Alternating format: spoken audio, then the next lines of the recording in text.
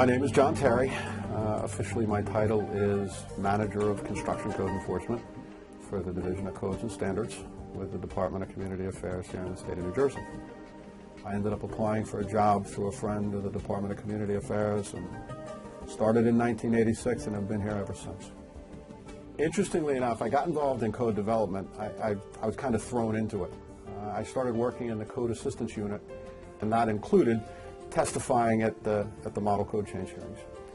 My first hearing was in Williamsburg, Virginia, Fort Magruder Inn. I'm sure a lot of people would remember that hotel. We went there quite frequently.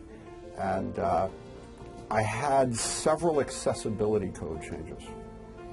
So I was up against the likes of Larry Perry and Dave Frabel, Brian Black and Soy Williams. And I was in a sink or swim situation, and I sank miserably. But one shot at the code change hearings, and I was hooked. I knew I had to go back and continue this. I learned that I didn't know nearly as much as I thought I did, and that the folks that are involved in code development are the best of the best. And if you're going to go in there with a code change, better be prepared. Who calls me the Code Geek? Lots of people call me the Code Geek. Quite honestly, it's a term of endearment. Folks that I work with here, we're all code geeks. I mean, and damn proud of it. Throws a set of plans on my desk. I open my Boca National Building Code 87, and he goes, "Stop." Oh. What do you mean? That's the code that we've got adopted. He goes, "If you don't know where that came from, then you don't understand what it says." So he threw a 1984 Boca, a 1981 Boca, and a 1978 Boca on my desk and said, "Learn where it came from, then you'll understand what it says."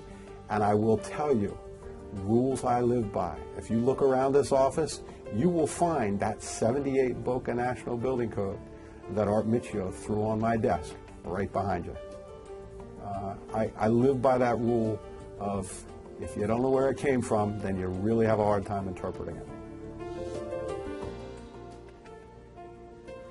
The ICC does two things.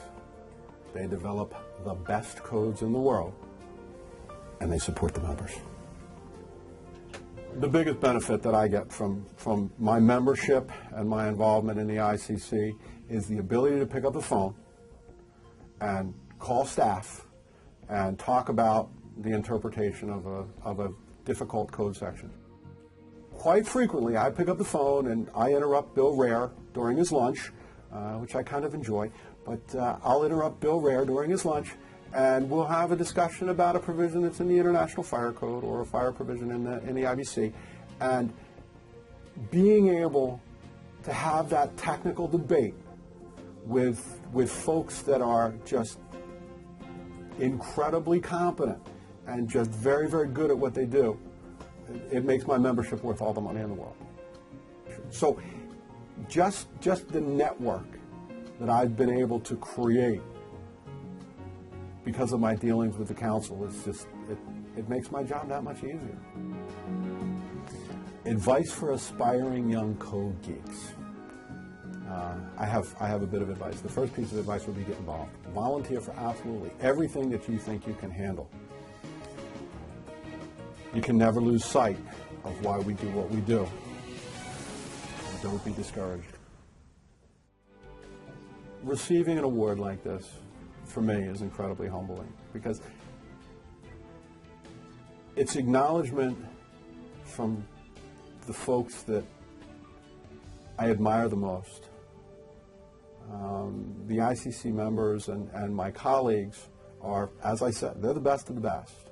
And to be acknowledged by this group as the Jerry Jones Code Official of the Year Award, it's flattering, it's humbling. I'm very, very pleased.